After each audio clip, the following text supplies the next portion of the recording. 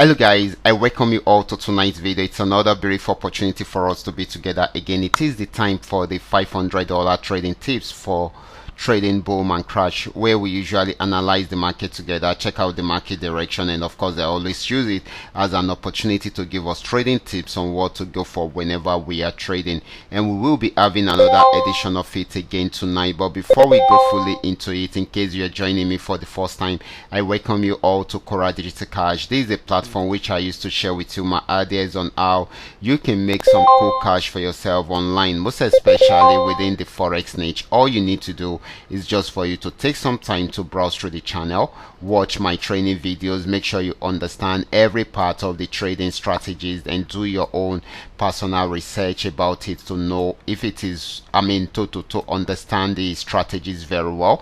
And of course you should practice and perfect your trading skill first on your demo account before trying them out on your real account. Okay, and of course, if you these are the assets you will be checking out. Everything I'll be doing in this video is going to be based on my own personal analysis, trading tools, and the exact time frame I'll be using. The performance also depends on when you are seeing this video.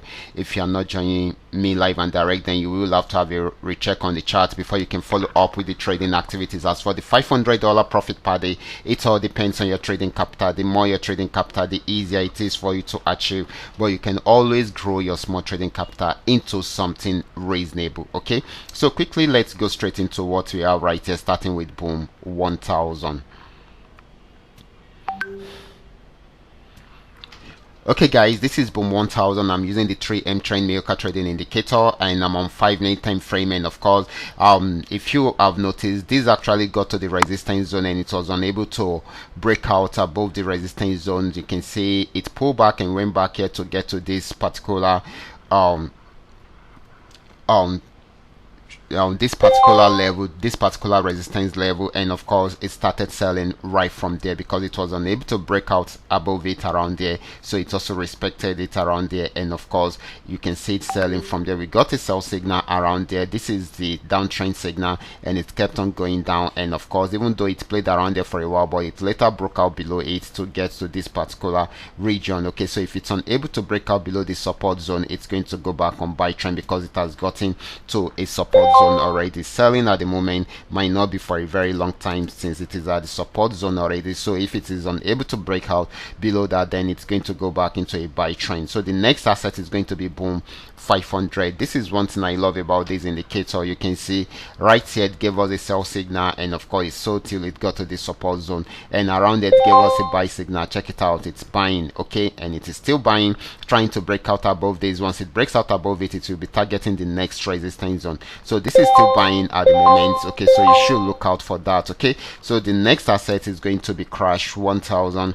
Let's check it out right away. This is crash 1000. Right from here it actually crashed down till it got to this support zone, and right from there it started buying, got to this region, pulled back and went back up, and of course it's about getting to this resistance zone. If it's unable to break out from there, it will go back into a downtrend. So for now it is still buying, might not be for a very long time also. Okay, so depending on the resistance zone. Okay, so the next asset is going to be crash 500. Okay, this is crash 500. Right from this resistance zone it started selling. You can see the sell signal, the downtrend signal, and it's going down till it got to this support zone, and of course right from here it played around there and it's trying to push back into an uptrend, but it needs to break out above this resistance zone. So this is going to be giving us more of a buying opportunity than a selling opportunity. So the last asset is going to be volatility 75.